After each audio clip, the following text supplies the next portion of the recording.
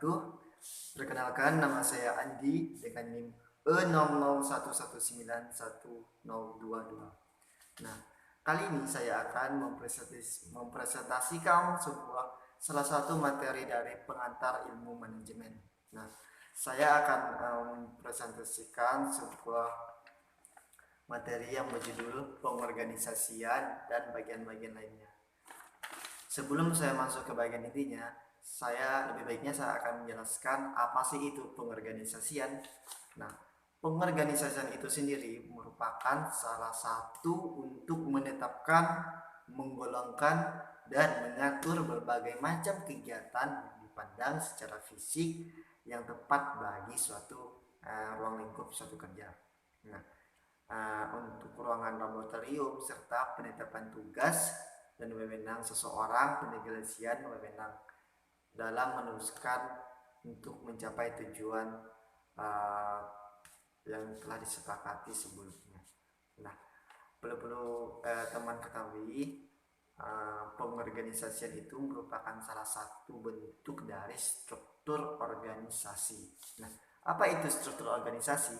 Struktur organisasi itu adalah merupakan salah satu suatu susunan dan hubungan antara tiap bagian serta posisi yang ada pada suatu organisasi ataupun perusahaan untuk menjalankan kegiatan operasional untuk mencapai tujuan yang telah disepakati sebelumnya. Bagian ketiga adalah bagian organisasi.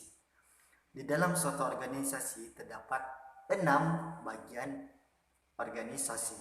Nah, yang pertama adalah adanya anggota. Anggota ini sendiri merupakan faktor penting dalam bagian organisasi.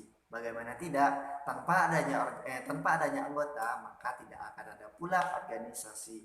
Karena anggota ini merupakan pelaku yang menjalankan organisasi tersebut. Nah, anggota tersebut berupa kepala bidang, pimpinan, bagian staf, dan anggota-anggota bawahannya. Nah, bagian yang kedua adalah kerjasama. Adanya kerjasama. Di dalam suatu organisasi harusnya terdapat kerjasama baik sesama anggota, antara pimpinan dan kepala bidang, antara kepala bidang dan staf, maupun kerjasama antara organisasi satu dengan organisasi yang lainnya. Nah, yang ketiga adalah adanya tujuan. Tujuan ini sendiri merupakan perencanaan yang paling awal sebelum terbentuknya organisasi itu. Nah, tujuan itu sendiri sebagai motivasi atau perencanaan yang harus dikejar oleh anggota organisasi itu. Karena dalam menjalankan suatu organisasi terdapat tujuan yang ingin dicapai, sehingga dalam mencapai tujuan tersebut terdapat kerjasama yang saya katakan tadi sebelumnya. Nah, yang keempat adalah lingkungan. Lingkungan ini sendiri sangat berpengaruh terhadap di dalam organisasi. Di dalam organisasi harusnya menciptakan lingkungan yang baik